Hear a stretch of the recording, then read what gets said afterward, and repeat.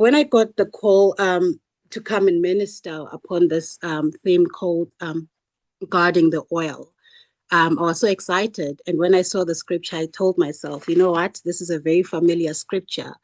But when I started the word, a light bulb moment happened, because many a times the widow's oil ceremony is always preached as a message of provision or financial breakthrough. But when I was looking closely at the theme and asking God, God, what am I going to say about this? Because I mean, we know it's about provision, it's about financial breakthroughs. Something became very clear as I was studying the word, that it is also about teaching us a very important lesson about guarding and stewarding what God has entrusted upon us. And so, as I was going through the scriptures and really trying to understand, that really became clear from that moment, that it's really about two important lessons, I feel: guarding the oil, but also stewarding the oil. So before God multiplied the widow's oil, the widow had to recognize its value. That's one. She had to protect it. She had to surrender it to God to create its capacity to increase. So this morning, as I begin, I'm inviting us, or I'm asking us this morning to really ask ourselves, are we guarding the oil that God has placed in our lives as queens? Are we guarding the oil that God has placed in our lives? So what is the oil? So for me, oil represents many things. As Christians, as queens, as believers in Christ, oil represents our trust and faith in Him. Are you guarding that? His promises for your life, even, in situations of adversity, how are you guarding that? It represents the callings, the gifts that God has bestowed upon you. How are you guarding those? And most importantly, how are you stewarding those? How are you even surrendering those to God? Do you recognize the value that God has placed those gifts or callings upon you? It talks about our relationships. It can be your relationship with, your family, your intimate relationship with your spouse. Do you value that? Are you guarding that? And are you surrendering it to God? So this morning we are challenged to think about, guarding the oil, protecting the oil and valuing it, and making sure that it creates room for an increase, and we're going to go through the scriptures to see, what the widow had to do to prepare herself for that increase. How did she guard the oil and how did she steward it? Maybe before I begin, we want to break down the English a bit, because sometimes we might get caught up in this English. So what is guarding? So guarding is really protecting, what you own, what you deem valuable. Um, for example, think about things like your jewelry, anything that has value, you guard it, you protect it, you guard it from loss. You don't want it to be harmed. You don't want it to be lost. So that's guarding. When we look at the passage which we'll go through this morning, we see the widow, she recognizes that she's got nothing, but then she says, except a small jar of oil. Although it was insignificant, a part of her recognized its value, and she had preserved it. She didn't throw it away. She preserved it because she recognized somehow that it was valuable, but not until Prophet Elisha really put it on her to make sure that, that small jar becomes something that would start the increase that she was looking for in her life. So we value things, we guard things that we value. What appeared small became a source of God's, miracle of multiplication. And another key word that I want us to be clear on what it means this morning before I go into the word is stewardship. So for me, she had to guard it. And at the end of the day, she had to steward that for it to multiply and increase. So stewardship is the faithful management of something that belongs to God, but has been entrusted to our care. So all these things, all these gifts, faith, having faith in God is actually a gift. Trusting His promise for your life is actually a gift. Relationships, all the resources, all the opportunities God has presented you within your life are actually, gifts, and you are a steward. You are supposed to steward those things so that they multiply. You guard them and you steward them so that God can work on you and increase that on your life. So I wanted to put that before we get into the word. So guarding and stewarding that which God has entrusted upon your life. So when you go down this passage, second book of Kings, chapter 4, verses 1-7, we are met with, Prophet Elisha, who was, for me, one of the greatest prophets of God at the time. And, he had performed a few miracles before the widow's oil miracle. And so he was, for me, a mouthpiece of God at the time. And this woman recognized that, she's in trouble now. Her husband has passed on. And now they're after her sons, her two sons, to pay off the debt that I guess this man had left this woman with. And now she's scared that her sons are about to be taken away from her. But then she recognized that there is a place where she will get help. That is Prophet Elisha. So Prophet Elisha for me represented God because this woman knew that he's been performing miracles. And so if she goes to Prophet Elisha, she will get the help that she needs. So that shows us, first of all, that she recognized and had faith in God because she knew that I'm in trouble right now. I need to preserve my sons. I need to preserve my family. And the best place I can go is to inquire of the Lord and ask for help. So the first, I'm going to share with you today 4 points that will help us see, how do we guard and steward the oil, that which God has presented and entrusted us with as his children. So point number 1 is that we should never despise what seems small. Maybe let's delve into the scripture in order for us to understand what it means. So chapter 4, verses 1, a certain woman of the wives of the sons of the prophets cried out to Elisha, saying, your servant, my husband, is dead, and you know that your servant feared the Lord, and the creditor is coming to take my 2 sons to be his slaves. So Elisha said to her, what shall I do for you? Tell me, what do you have in your house? And she said, your maidservant has nothing in the house but a jar of oil. So your maidservant has nothing in the house but a jar of oil. So immediately, even though it was insignificant for her at the time because it could not solve her problem, her sons are about to be taken away and she's got nothing of value that she could give away in order to preserve her sons. But she remembered, I've got nothing but just a jar of oil, at the very moment at her vulnerability, at the moment where she was facing adversity, she still remembered something of value that she had. But at the time, she didn't know. It was just ordinary. It was an ordinary, small jar of oil that she didn't know, what it could do. So it was a very small thing.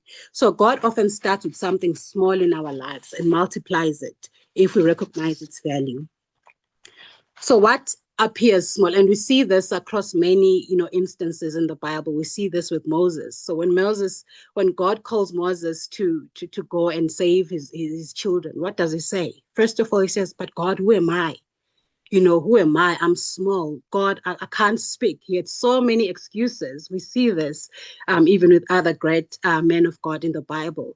So each and every time we always, want to always go back to excuses. God, I am small. God, I can't. God, we are always complaining and deeming what we have, our resources, our capabilities, our abilities as small.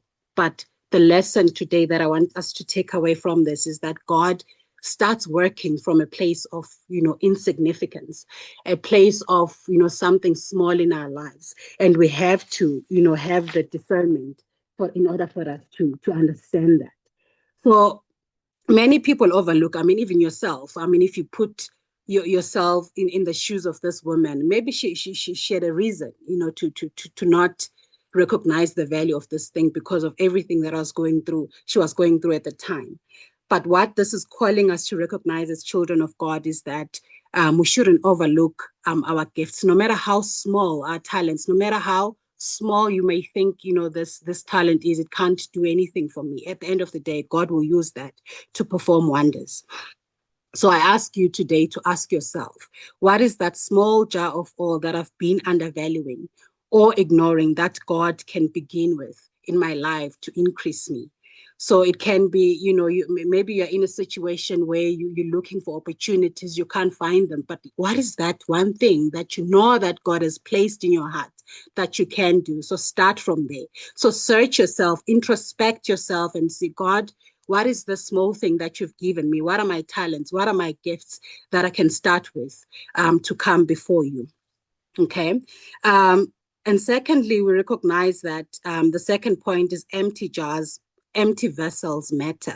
God does not start from a place of fullness, or a place of pride. God wants us to humble ourselves before Him and be empty and basically go and kneel down at the altar and say, God, I need you at this very moment. So we see this when you go down the chapter. If we look at what then unfolds after that. So let's read from chapter 2. So Elisha said to her, what shall I do for you? Tell me, what do you have in the house? And she said, your maidservant has nothing in the house but a jar of oil. Then he said, go, borrow vessels from everywhere, from all your neighbors, empty vessels. Do not gather a few. So the oil had to pour somewhere. It was not going to pour on the floor. And it had to pour on prepared containers. So throughout the scripture, we see God filling empty vessels. We see God saying, empty vessels are the ones that matter. So God is looking for available vessels. God is looking for us to create room for Him to move into our lives. God wants us to create room for Him through prayer, through humility, through repentance and faith and expectation. So you can't be ignoring God's voice or saying, oh, I don't have time, but you've got time for other things. You don't have time for God. God is a God that wants us to come before Him. He might know, He knows what you want. He knows that, Nompilo at this time, this is the thing that she needs. He's an all-knowing God. But if you do not present yourself to Him like a child, like a babe, babes require milk, so the Bible says, that's how He wants us to inquire of His presence in our lives. So I call upon us queens this morning to always inquire of the Lord. Let's not, be fool and think have everything under control. Most of the times that's how we want to think, but we do not have things under control. We need to go back to His altar at all times and be empty. Present yourself empty, in need for His feeling and His presence in our lives. So I ask you this morning, what have you created a space for God to move into your life? So we get distracted by so many things. A lot is happening in the world, that sometimes, we get distracted by it and forget to go back to the altar of God and call upon His name and ask Him to fill our hearts. So this morning, the instruction that we are given is that we should always be empty. We should always inquire of the Lord and always go back to Him, to His presence, and have faith even in adversity. You can imagine this woman, she's about to lose her sons. She's in debt. There's nothing that you can think of when you're in debt apart from, being in discomfort. But these empty vessels represent her emptiness. And so God performed a miracle from the place of emptiness. So have you created space for God to move into your life? As we move down the scripture, we see that God multiplies surrendered oil. So let's read on. So she went from him and shut the door behind her and her sons, who brought the vessels to her, and she poured it out. Now it came to pass when the vessels were full that she said to her son, bring me another one. And he said to her, there is not another vessel. So the oil ceased to flow. So God wants us to surrender to Him. He multiplies that which is surrendered. So if we look at, what happens after that, what unfolds after that, the oil remained ordinary until it was surrendered in obedience. So this woman, Imagine in her situation, and then Prophet Elisha says, go and close the door, you and your sons, and start pouring this oil. She did not, despise that instruction. She obeyed. So obedience is key in our walk of faith, in our walk of faith as believers, as children of God, as queens. We must be obedient to the instruction. So many times people want multiplication, but we don't want to surrender. We do not want to actually, lay ourselves and say, God, this is the moment. Please do with me as you please. So God often asks us to trust him with everything we have before he entrusts us with more. So before God multiplies that which you're asking for from him, you need to surrender. Even in our real lives, we can relate this. Before you get something, something has to give. So God, because he is God, and he demands that we surrender to him, that's what must happen. So ask yourself, what have I been holding on that I should surrender for God to perform his miracles, to multiply me? What have I been holding on that I must surrender? Okay, and lastly, stewardship creates room for increase. So we see this woman being, instructed to go to a house, shut the doors behind her, and be with her sons and start pouring the oil. She does exactly as she's told, and we can see that. It says down the scripture as we read from verses 6, when all the jars were full, she said to her sons, bring me another one. But the son replied, there is not a jar left. Then the oil stopped flowing. Notice that the oil stops flowing when there are no jars to fill anymore. Our God of abundance. Go sell the oil, pay your debt. You and your sons can live on what is left. So when there are no more vessels, that's when the oil, stops flowing, and the God's miracle exceeds the woman's expectation. At the time, she wanted nothing but to just pay off her debt. But God, because He's a God of increase, said, "Your what you're looking for, your expectation, what I'm about to do, the miracle that I'm about to perform is going to exceed that." So the widow had to gather, but before that had to happen, the widow had to gather the jars. She had to organize the process, fill each of the vessels carefully, sell the oil, pay the debt, and manage the remainder, just as she was instructed by Prophet Elisha.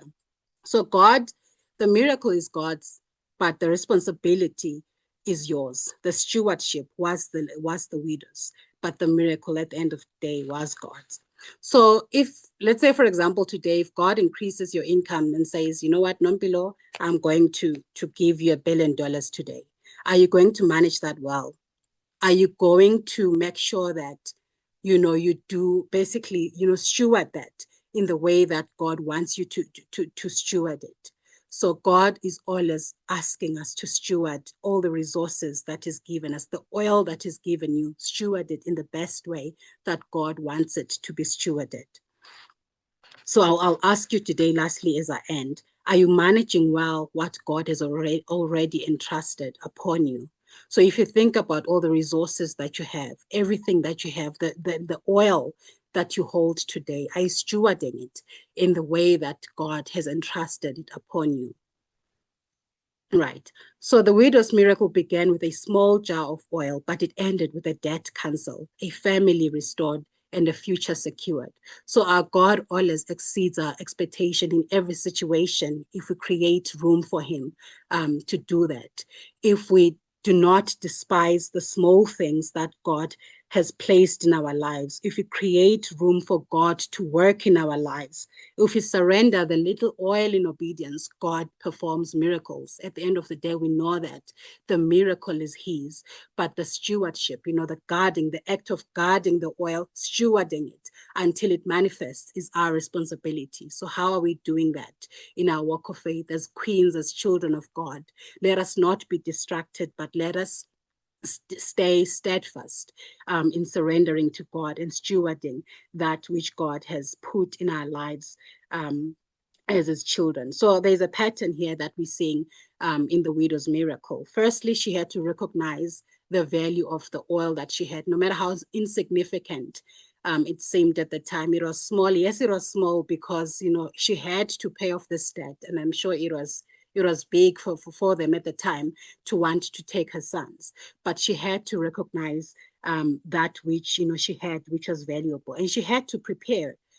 She had to heed to the instruction that she was given by Elisha. She had to perform, that act. She didn't have doubt. She didn't have she could have just dismissed it, because I'm sure when she went to Elisha, she was looking for, something that she could use to pay off her debt. But then Elisha said, this is what you need to do. She obeyed. She surrendered herself. She was a steward until the increase then happened. So my queens, this morning, I know sometimes it may seem hard, rightfully so, but that is small. If you surrender it to God, it has the ability to multiply and increase beyond our expectations.